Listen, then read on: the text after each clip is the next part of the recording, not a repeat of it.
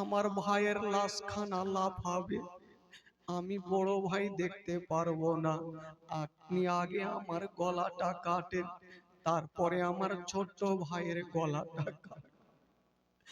যেমনই হারিস পাপি ওই বড় ভাইয়ের গলাতে যেমনই তার বাড়ি চালাতে গেছেন মা, ছোট ভাই উঠে গেল আর হারিসের পাখানা জড়িয়ে ধরে নিয়েছেন। বলছেন চাচা গো, ও গো হারিস পাপি, আমার চোখের সামনে আমার বড় দাদার লাশখানা লাফাবে, আমি ছোট্ট ভাই দেখতে পারবো না।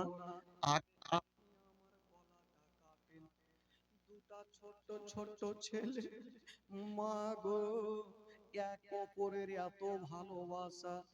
হারিস তখন বলল, ওরে ছেলে এক কাজ করো, একই সঙ্গে জমিনে শুয়ে যাও, একই সঙ্গে তোমরা একই জায়গাতে শুয়ে যাও, আমি একই সঙ্গে তার বাড়ি চালাবো, তোমাদের দুইজনের গলাটা আলাদা হয়ে যাবে। দুটা ছোট ছোট বাচ্চা বলছেন চাচা গো, তবে আপনাকে একটা কথা বললাম চাচা, আমরা একই সঙ্গে শুয়ে যাচ্ছি, আপনি একই সঙ্গে তার বাড়ি চালিয়ে দিবেন।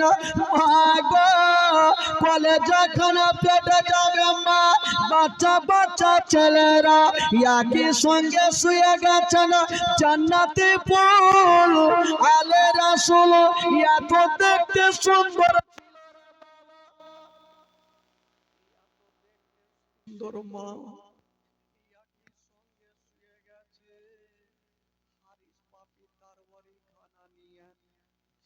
দুটা বাচ্চার গলাতে চালাতে যাবে। ছোট ছেলেটা বলছে, এই বাচ্চারা, এই তোরা কথা বলবি না বাবা। ছোট ছেলেটা বলছেন, ও গো হারিস পাপি, আপনি তো আমাদের তরবারি চালিয়ে দিবেন, এক্ষুনি গলাতে পড়ে যাবে, আমাদের তবে আমাদের মাত্র 5টা মিনিট সময় দেন, আমরা দুই ভাই একটু আলোচনা করব। বাবা গো, মরণের দুটা ছোট বাচ্চা আলোচনা কি করবে? হারিস পাপি একটু দূরে দাঁড়িয়ে আছে, আর ওই ছোট্ট ছেলেটা বড় দাদার হাত ধরে বলছেন, দাদা গো, দাদা গো, দাদা গো, আপনি আমাকে ক্ষমা করে দেন দাদা, যদি কোনো থাকে আপনি আমাকে ক্ষমা করে দেন। বড় ভাই বলছে, ওরে আমার ছোট্ট ভাই, তুমি আমার কোনো দোষ করনি, কেমন করে তোমাকে ক্ষমা করব? ছোট্ট ভাই বলছে, দাদা আমি একটা মারাত্মক ভুল করে ফেলেছি। কি ভুল করেছো ভাই? ছোট্ট ছেলেটা বলছে, দাদা গো, যখন হারিস পাপি দুইজনকে আমাদের বেঁধে নিয়ে আসছিল ঘোড়ার পিছে টেনে, দাদা গো, ওই মুহূর্তে যখন টান দিচ্ছিল, কখনো আমি আপনার ওপরে চেপে গিয়েছিলাম দাদা, এটা আমি অন্যায় করে ফেলেছি, দাদা গো আপনি আমাকে ক্ষমা করে দেন। বড় ভাই হাউমা করে কাঁদতে লাগলো। ছোট্ট ভাইকে মুখখানে জড়িয়ে ধরে গালে মুখে চুমা খাচ্ছে আর বলছে, ভাই রে, ওরে আমার ছোট্ট ভাই, আগে তুমি আমাকে ক্ষমা করে দাও ভাই, আমি অন্যায় করেছি। ছোট্ট ভাই বলছে, দাদা তুমি কি অন্যায় করেছো? বলছে, ভাই রে, তুমি জেলের মধ্যে আমার কাছে পানি চেয়েছিলে ভাই, আমি তোমাকে পানি দিতে পারিনি ভাই, তুমি আমাকে ক্ষমা করে। তবে ওরে আমার ছোট্ট ভাই,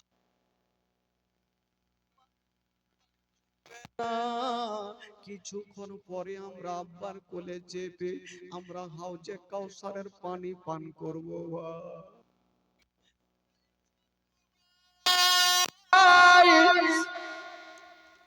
বড় ভাইয়ের হাত ধরে যেন টুকরে টুকরে কাঁদছেন মা, আর বড় ভাই ছোট ভাইয়ের হাত ধরে যেন কাঁদতে আরম্ভ করেছে। এত সুন্দর চেহারা, এক অপরের গলা ধরে মা যেন ডুগরে ডুগরে কাঁদছে না। মা যদি থাকতো মাকে বুক কানে জড়িয়ে ধরে গালে মুখে চুমা দিত। আপা যদি থাকতো গালে মুখে চুমা দিত। যার মা নাই বাবা নাই তার দুনিয়াতে মাটি চই নাই। মা গো যার বাবা মা বেঁচে নাই তার দুনিয়াটা অন্ধকার। মা যখন গল্প হয়ে গেল 5 মিনিট, হারিস পাপি বলল আমার কাছে সময় নেই, তোমরা শুয়ে যাও। দুটা বাচ্চা শুয়ে গেছে। হারিস পাপির দিলে ময়া হয় না, দয়া হয় না। বাবা তার বাড়ি খানা নিয়ে যেমনই চালাতে যাবে, ছোট্ট ছেলেটা বলছে দাদা গো, দাদা গো, দাদা গো একটু তাকিয়ে দেখো, ওই যে ওপরই তারওয়ারি খানা দেখা যাচ্ছে দাদা। ওই তারওয়ারি খানা যখন গলাতে পড়বে দাদা, কতটা আমরা ব্যথা পাবো। আমাদের মাথায় একদিকে লাফাবে, আমাদের বডি একদিকে লাফাবে। মা নেই যে মা আমার বডি খানা মাথা খানাকে বুকে লাগাবে। দাদা গো, দাদা গো কতটা ব্যথা পাবো। বড় ভাই ছোট্ট ভাইকে বলছে ভাই রে তোমাকে একটা কথা বলে দি ভাই, যখন তারওয়ারি চালাবে আমরা কোনো ব্যথা পাবো না। বলছে ভাই এটা কেমন কথা, যখন তারওয়ারি গলাতে চলবে তখন ব্যথা হবে। বড় ভাই সান্ত্বনা দিয়ে বলছে ভাই রে আমাদের কোনো ব্যথা লাগবে না। বলল কেমন করে? বড় ভাই বলছে ওরে আমার ছোট্ট ভাই, আমরা একই সঙ্গে শুয়ে থাকবো, তুমি আমার চোখের দিকে দেখো আর আমি তোমার চোখের দিকে দেখবো। আমাদের গলাতে ছোড়া চলবে, আমরা কিছু বুঝতে পারবো না ভাই। ছোট্ট ভাই বলছে দাদা গো ঠিক আছে। বাবা গো বড় ভাই ছোট্ট ভাইয়ের চেহারা দেখছে আর ছোট্ট ভাই বড় ভাইয়ের চেহারা দেখছে। হঠাৎ করে বন্ধুরা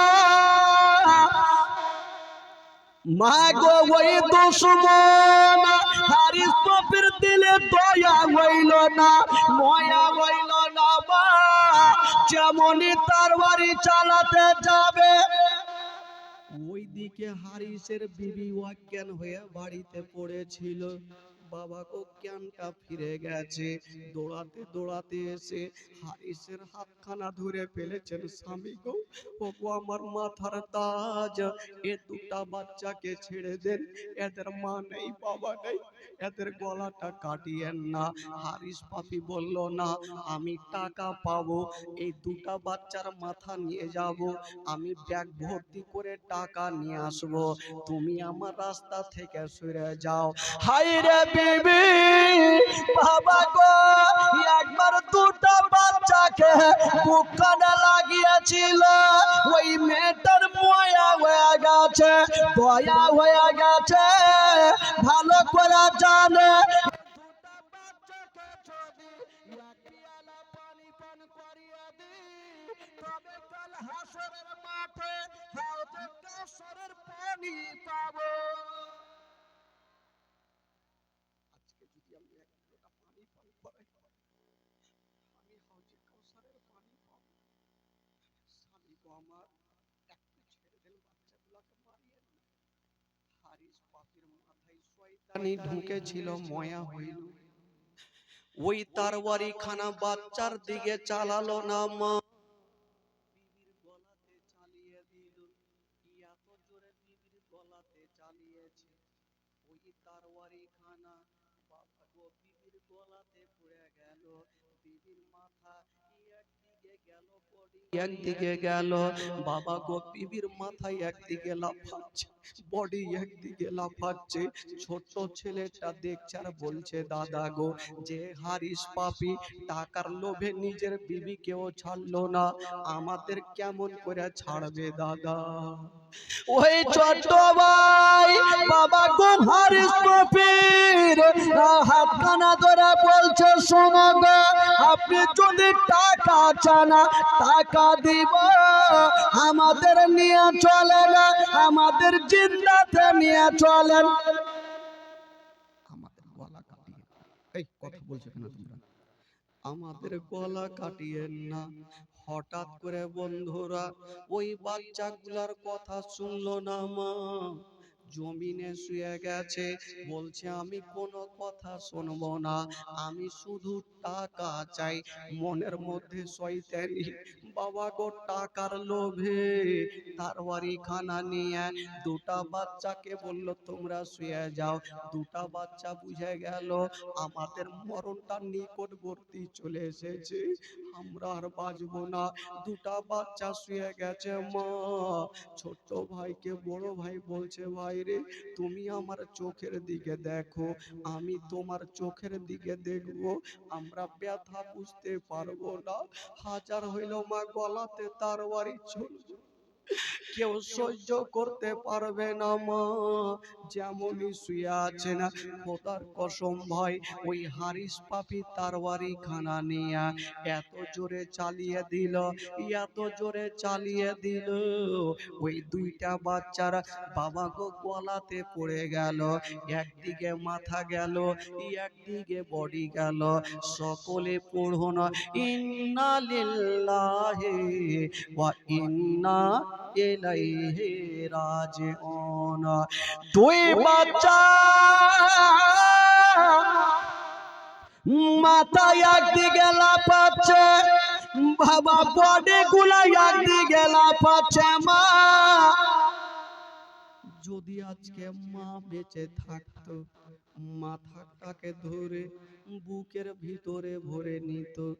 আব্বা নেই মা নেই, ওই বাবা গো ওই দুশ্মন হারিস পাপি বাবা বডি গুলাকে নিল না, মাথা গুলাকে চুল ধরে টেনে একটা ব্যাগের মধ্যে ভর্তি করেছে, আর মনে মনে ভাবছে আমি যাব ইবনে জিয়াদকে মাথা জমা দিব, আর প্রচুর ব্যাগ ভর্তি করে টাকা আনবো। মনের ধারণা বাবা দুটা বাচ্চার মাথা ওই ব্যাগের মধ্যে ভর্তি করে নিয়েছেন বাবা। যেমনই ভর্তি করেছেন মা, ওই ব্যাগে ভর্তি করে বাবা গো সুন্দর করে ব্যাগটাকে নিয়ে হারিসের চলে যাচ্ছেন ইবনে সাদের দরবারে। কিন্তু একদিকে বিবির লাশটা পড়ে থাকলো, একদিকে দুটা বাচ্চার বডি লাফাতে থাকলো। মাথাগুলাকে নিয়ে এক পা দুই পা করে ইবনে সাদের দরবারে গিয়ে বলছেন ও গো ইবনে সাদ, দেরি করো না, তাড়াতাড়ি করে ব্যার ভক্তি করে টাকা দাও। বলল কেন টাকা দিব?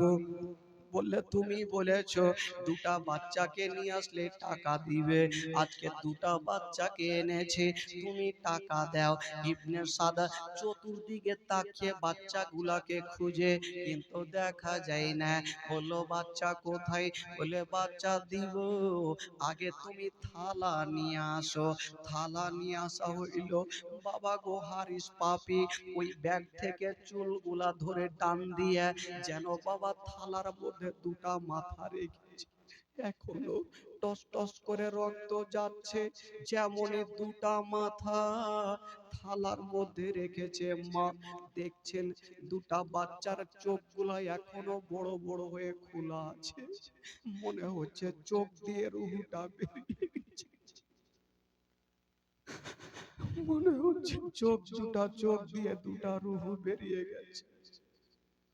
চোখগুলা খুলে আছে ভাই, কতটা কষ্ট পেয়েছে বাচ্চা বাচ্চা ছেলেরা। ওই হারিস পাপি বললো এই যে দুটা বাচ্চাকে এনেছি টাকা দাও। ইবনে সাদ বলতে লাগলো ওরে হারিস পাপি রে, তুই দুটা বাচ্চাকে কেমন করে জবাই করলে? তোর কি দিলে ময়া হইল না, দয়া হইল না? আমি আমার মালিক ইয়াজিদের কাছে ওয়াদা করেছিলাম দুটা বাচ্চাকে আমি জীবিত অবস্থায় পাঠাবো, আমি তোমাকে মারতে বলিনি, তুমি কেমন করে দুটা বাচ্চাকে মারলে? এই কথা বলতে নাই হারিস পাপি মাথায় হাত দিয়েছে, সব শেষ হয়ে গেল, বরবাদ হয়ে গেল। বাবা গো, হারিস পাপি বলতে লাগলো, ঠিক আছে আমি অন্যায় করেছি, আমার কোনো টাকার প্রয়োজন নাই, আমি চললাম। ইবনে সাদ বলল, না তোমাকে এইভাবে যেতে দিব না, তোমাকে যেতে দিব না, তোমাকে শাস্তি দেব। বলল কি শাস্তি? বলল তুমি টাকার লোভে দুটা বাচ্চাকেও ছাড়লে না, তোমাকেও ছাড়বো না। ওই ইবনে সাদ বলল, ও গো তোরা কে আছো গো, এই হারিস পাপিকে নিয়ে যাও। আর যেই জায়গাতে দুটা বাচ্চারা গলাটা কেটেছিল, ওই জায়গাতে নিয়ে যাও, ওই হারিসের মাথাকে আলাদা করে দাও। হারিস পাপি বলল, শোনো গো, ও গো আমার মালিক, আমার টাকার প্রয়োজন নাই, টাকা নেব না, পয়সা নেব না, দয়া করে আমাকে ছেড়ে দাও। টাকার লোভে তুই বাচ্চাকে ছাড় দিলেন, এখন তুই জানের ভিক্ষা চাইছিস? একজন দাঁড়িয়ে গেল, বলছেন, ও গো ইবনে সাদ, চিন্তা করবেন না, হারিসকে আমার হাওয়ালা করে দেন, আমি নিয়ে যাব, আর ওই ফোরাত নদীর ধারে যাব, আর হারিসকে জিন্দা জবাই করে দিব। বাবা গো, এবার হারিসের হাত ধরে নিয়ে চলে যাচ্ছে না, রাস্তা ধরে নিয়ে চলে যাচ্ছেন মা। যেতে যেতে হারিস পাপি বলছে, ভাই রে আমাকে ছেড়ে দাও, আমি অন্যায় করে ফেলেছি, আমাকে ছেড়ে দাও। ওই লোকটা বলতে লাগলো, না আমি তোমাকে ছাড়বো না। হারিস বলছে, ভাই রে তোমাকে কিছু টাকা দিচ্ছি, আমাকে ছেড়ে দাও।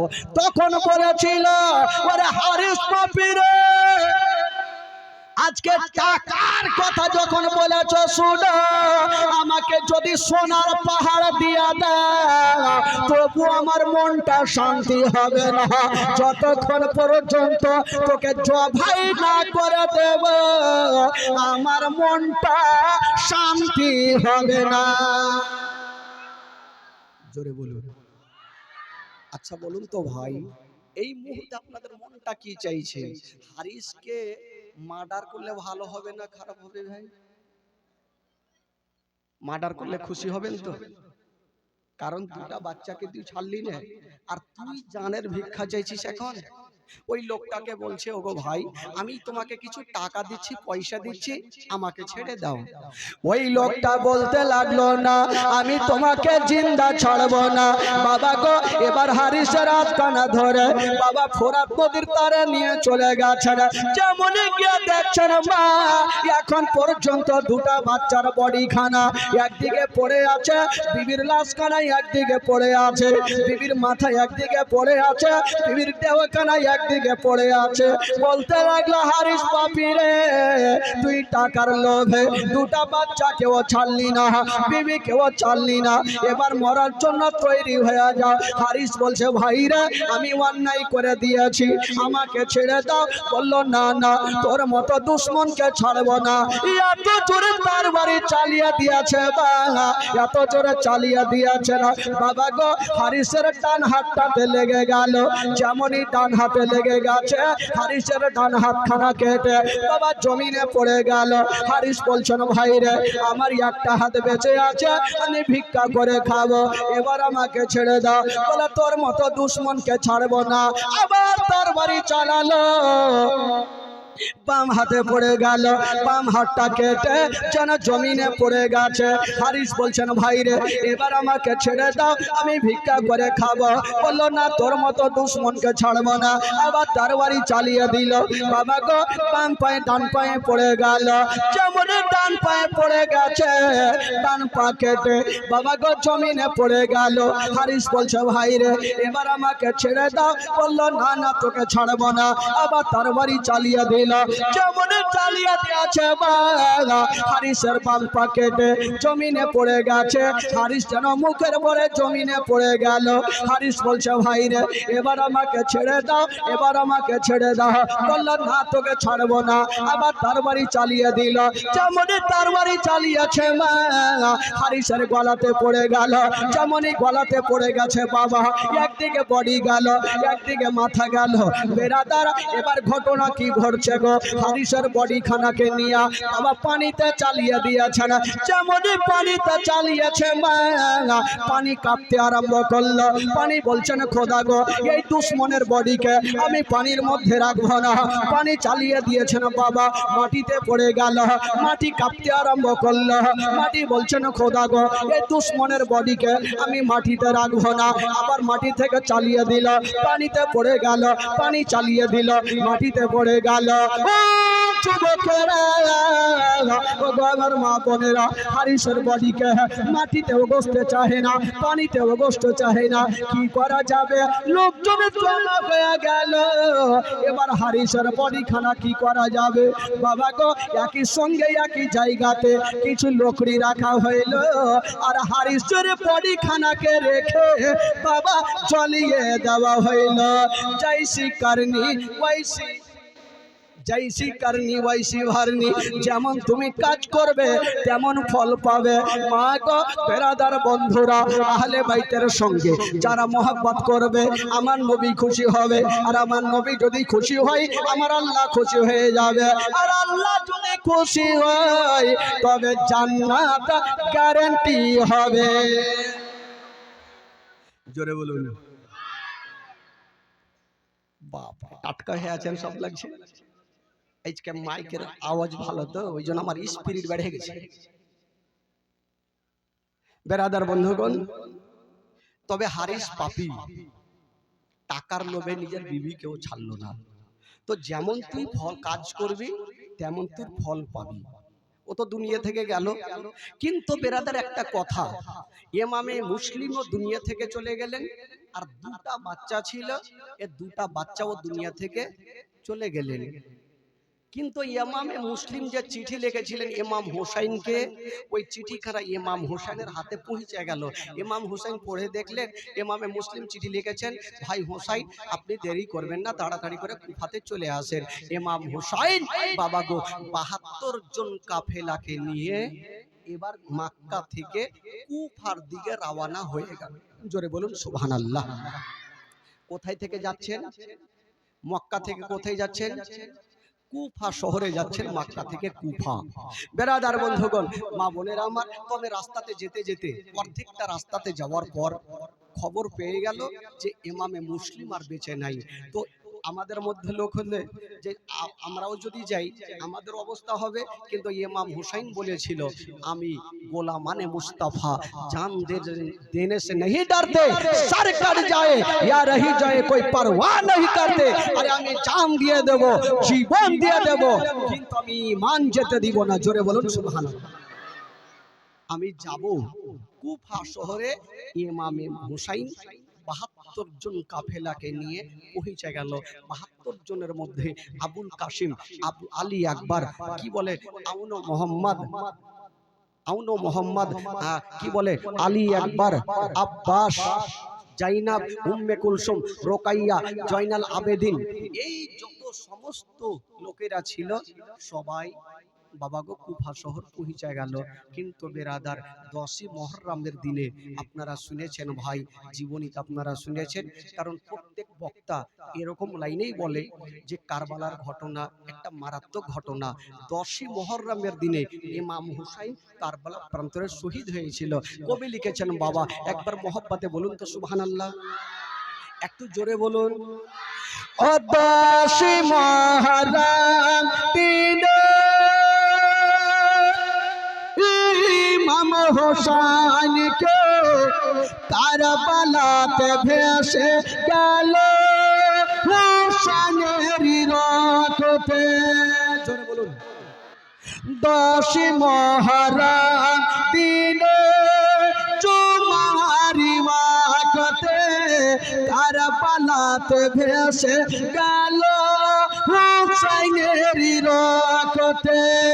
আজ সে দিন মোদের জগৎকে কান্দাই রে, ইসলামের জন্য হলেন হোসেন শহীদ কারবালাই রে, ইসলামের জন্য হলেন হোসেন শহীদ কারবালাই রে, ইসলামের জন্য হলেন হোসেন শহীদ কারবালাই রে কারবালার ঘটনা শুনে বুক ফেটে যায় রে ইসলামের জন্য লেনা হোসাইন শহীদ কারবালাই রে ইসলামের জন্য লেনা হোসাইন শহীদ কারবালাই রে ইসলামের জন্য লেনা হোসাইন শহীদ কারবালাই রে আলী আকবর এসে বলেন ইমাম হোসেনকে কারবালাতে যাব আব্বা হুকুম দিতে হবে হোসেন বলে যেও না বাবা ফিরে আসবে না রে ইসলামের জন্য লেনা হোসেন শহীদ কারবালাই রে ইসলামের জন্য লেনা হোসেন শহীদ কারবালাই রে ইসলামের জন্য লেনা হোসেন শহীদ কারবালাই রে জোরে বলুন সুবহানাল্লাহ। এবার শুনেন ভাই, একটা মারাত্মক ঘটনা, এমন কোন লোক নাই যে তার চোখ দিয়ে পানি ঝরবে না এই ঘটনা শুনে। যখন ইমাম হুসাইন ৭২ জন কাফেলাকে নিয়ে কুফা শহর পৌঁছে গেলেন, জানতে পারলো কে ইবনে সাদ, ইয়াজিদের লোকেরা জানতে পারলো। আচ্ছা বলুন তো ভাই, ইয়াজিদ ভালো ছিল না বদমাশ ছিল গো? একটু জোরে বলুন। কে বলছে সুবহানাল্লাহ? শুনতে পাইনি। ইয়াজিদ বদমাশ। আচ্ছা বলেন তো কুত্তার দুম জীবনে সোজা হইবে? হইবে? একটা মাওলানা সাহেব জালসা করছে যে কুত্তার দুমকে যে সোজা করবে ১০,০০০ টাকা। একটা জোলামে মুসলিমকে খবর দিল, ওগো ইমামে মুসলিম এ ইমাম হুসাইন, যখন তুমি কুফাতে এসে গেছো তবে ইয়াজিদের হাতে হাত দিয়ে মুরিদ হয়ে যাও। ইয়াজিদের হাতে হাত দিয়ে মুরিদ হয়ে যাও। ইমাম হোসেন বলেছিল, ওরে ইয়াজিদের সঙ্গেরা শুনো, আমি জান দিয়ে দেব, জীবন দিয়ে দেব, কিন্তু আমি ঈমান যেতে দিব না। জোরে বলুন। আমি যতক্ষণ পর্যন্ত বেঁচে আছি আমি জান দিয়ে দেব, কিন্তু ইয়াজিদের হাতে হাত দিয়ে মুরিদ হব না। যখন মুরিদ হবে না, ইবনে সাদ বলল, ইমাম হোসেনকে জব্দ করার একটা রাস্তা আছে। কি করব? এই ফোরাত নদীর পানিকে বন্ধ করে দাও। বাবা গো, মুহররম মাসের ৭ তারিখে ফোরাত নদীর পানি বন্ধ করে দেওয়া হইল। তারা ভাবলো যখন ইমাম হোসেন তো একাই নাই, বাচ্চা আছে, ছোট ছোট বাচ্চারা আছে, পানি ছাড়া কেউ থাকতে পারবে না, পানি অবশ্যই লাগবে। তো ভাই চিন্তা করেন, একটা দিন পানি না পান করে থাকবেন, 2 দিন 3 দিন কি করে থাকতে পারবে? বাচ্চা বাচ্চা ছেলেরা, পানি বন্ধ করে দেওয়া হইলো। ইমাম হোসেন একটা কথা বলেছিল, যতদিন তোরা ফোরাত নদী বন্ধ কর, আমি ইয়াজিদের হাতে হাত দিয়ে মুরিদ হব না। কবি লিখেছেন, বাবা ও ফোরাত নদী বন্ধ করে মিটবে কি মনের আশা, আরে 3 দিন কেন 7 দিন রইব রে পিপাসা। তোরা একদিন কেন, 3 দিন কেন, শত শত দিন যদি পানি বন্ধ করে দিস তবু আমি ভয় করি না। কবি লিখেছেন, বাবা ও ফোরাত নদী বন্ধ করে মিটবে কি মনের আশা, আর 3 দিন কেন 7 দিন রইব রে পিপাসা, রইব রে পিপাসা, রইব রে পিপাসা। কারবালাতে শহীদ হইয়া, কারবালাতে শহীদ হইয়া বাঁচাবো ঈমান, ধীরে ধীরে চলে নবী ঈদগাহের ময়দান, ও ধীরে ধীরে চলে নবী ঈদগাহের ময়দান। তুই কাঁধেতে চেপে আছেন আমার হাসান হোসাইন, ধীরে ধীরে চলে নবী ঈদগাহের ময়দান। বাবা গো, পানি বন্ধ করে দেওয়া হইল। 1 দিন 2 দিন যখন মুহররম মাসের 10 তারিখ। আচ্ছা বলুন তো ভাই, আপনাদের এলাকায় লাঠি খেলা হয়? হয়? আচ্ছা বলুন তো ভাই, কোন যুক্তিতে লাঠি খেলছে? যদি আপনি এই ঘটনাটা মন থেকে, একটু দিল থেকে যদি গভীর মনোভাবে শুনেন, দেখবেন সামনে বছর থেকে আর মুহররম খেলা খেলবেন না। খোদার কসম খেয়ে বলছি ভাই, খেলবেন না। কিন্তু যুবক ছেলেরা তো আছে, কুত্তার দুম সোজা হয়ে গেল। আগেই তো বললাম ভাই। তবুও শুনেন ঘটনা, যদি ইমানটা তাজা হয়, একটু পরিবর্তন যদি হয়। জীবনী বক্তার বহুত মুখে শুনেছেন ভাই, আজকে আমার মুখে শুনেন। কারণ আমি গোটা পশ্চিমবঙ্গের মাটিতে ঘুরি, কিন্তু নিজের এলাকায় ঘুরতে পারিনি, নতুন এসেছি আজকে গ্রামে। যখন পানি বন্ধ করে দেওয়া হইল, ইমাম হোসাইন চিন্তা করলেন যে না, ইনারা যখন পানি বন্ধ করেছেন, আমাকে বসে থাকলে চলবে না, আমাকে তারওয়ারি নিয়ে পাহুল মানের মতন যুদ্ধ করব গিয়ে, আর পানি পান করে চলে আসবো। ইমাম হোসাইন যেমনই যাওয়ার জন্য রেডি হচ্ছেন ভাই, আহ, খিমার দিক থেকে ছোট্ট বাচ্চার কান্নার আওয়াজ যেন ভেসে আসছে। ইমাম হোসেন ভাবছেন, আল্লাহ, এই বাচ্চার কান্নার আওয়াজ কোথায় থেকে আসছে? ভাই, এই ঘটনা যখন বইয়ে পড়েছিলাম, নিজের চোখের পানি ধরে রাখতে পারি। ইমাম হুসাইন কানটা খাড়া করেছেন, খিমার দিক থেকে হাউমাউ করে কান্নার আওয়াজ। কে কাঁদছেন? 6 মাসের বালক আলী আসগার মার কোলে ছটফট করে করে কাঁদছে। আহ মা, একটু শুনেন খালা, আজকাল যখন বাচ্চা বাচ্চি মার কোলে কাঁদবে, আমার মা বোনেরা বুঝে যাবে বাচ্চা হয়তো দুগ্ধ পান করবে, মা সঙ্গে সঙ্গে স্থানে লাগাইয়া দুগ্ধ পান করাবে। ওই আলী আসগরের মা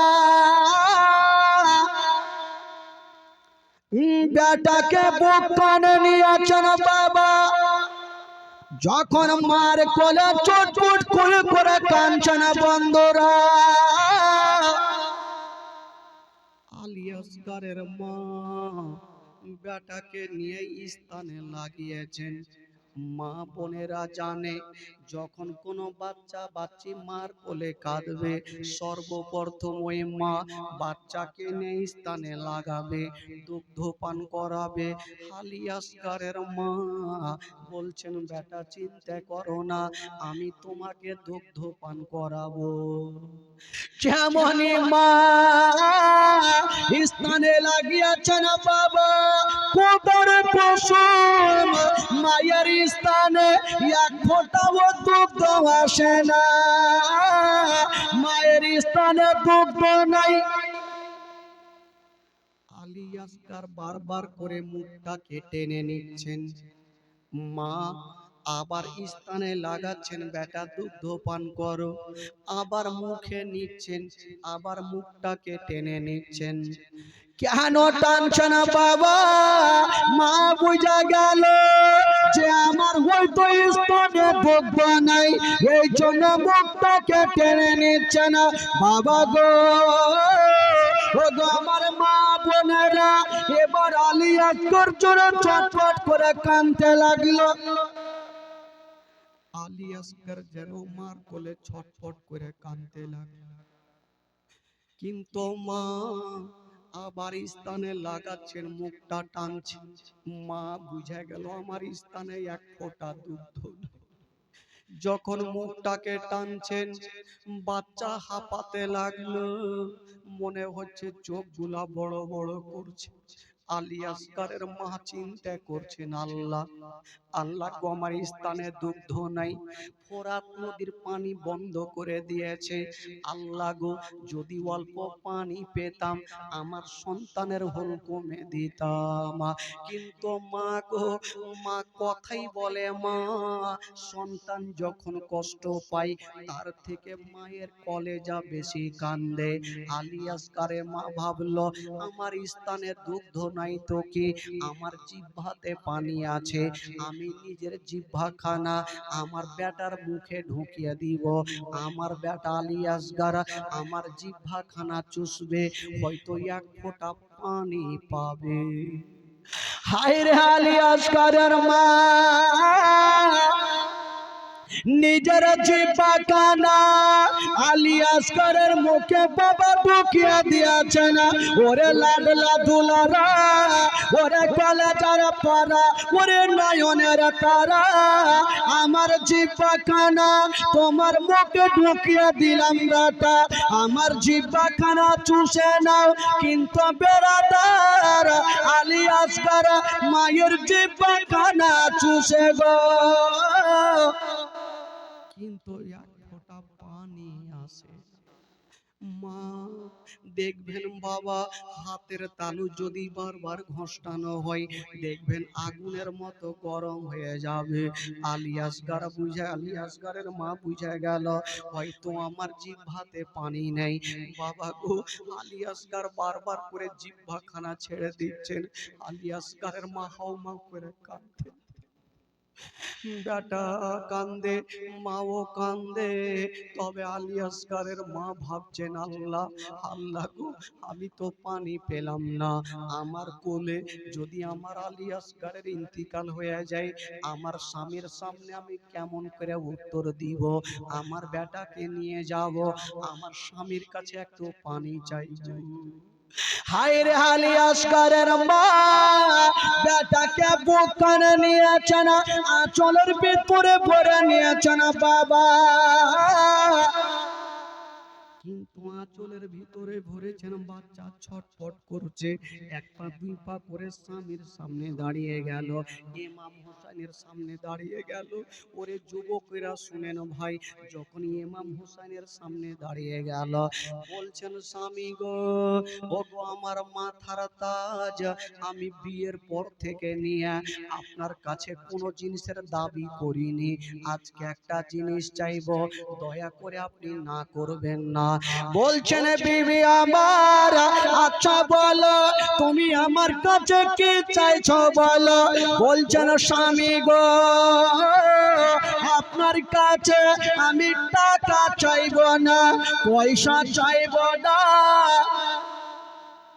স্বামী আমার, এই যে দেখছেন আমার 6 মাসের বালক আলী আসগার ছটফট করছে, হুজুর হুজুর একটু পানি দিবেন না, একটু পানি দেন, আমার বেটার হুল কমে দিন, আমার বেটা যদি আরামে ঘুমাই, আমি মা আরামে ঘুমাবো, হুজুর একটু পানি দেন।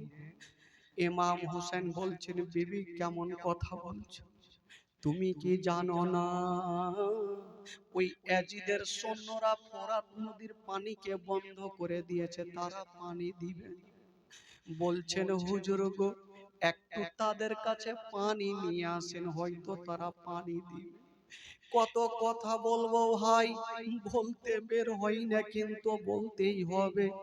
বাবা গো, 22 বছরের বেটা জয়নাল আবেদিন কানতে কানতে চলে আসলো, আব্বা আব্বা গো, আমার গায়ে এত জ্বর লেগে আছে আব্বা, তবু আব্বা আপনার কাছে পানি চাইবো না আব্বা, আমার ভাই আলী আসগারের জন্য একটু পানির ব্যবস্থা করে দেন আব্বা। কথা চলছে ভাই, বাপ বেটাতে কথা চলছে।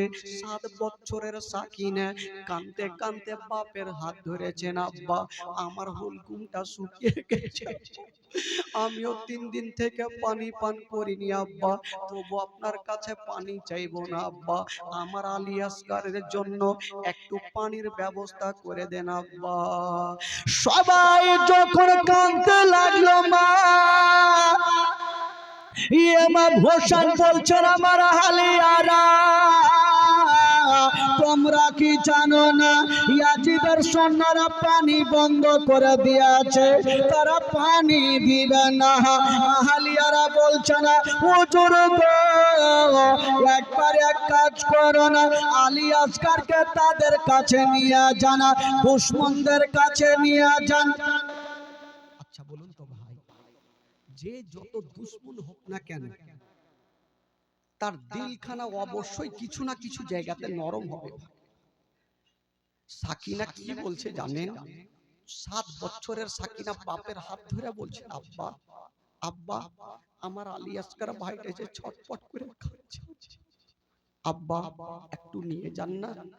আমার ভাইয়ের চেহারা দেখলে বাঘের দিল পর্যন্ত গলে যাবে, আমার ভাইয়ের চেহারা দেখলে পাহাড় পর্যন্ত গলে যাবে।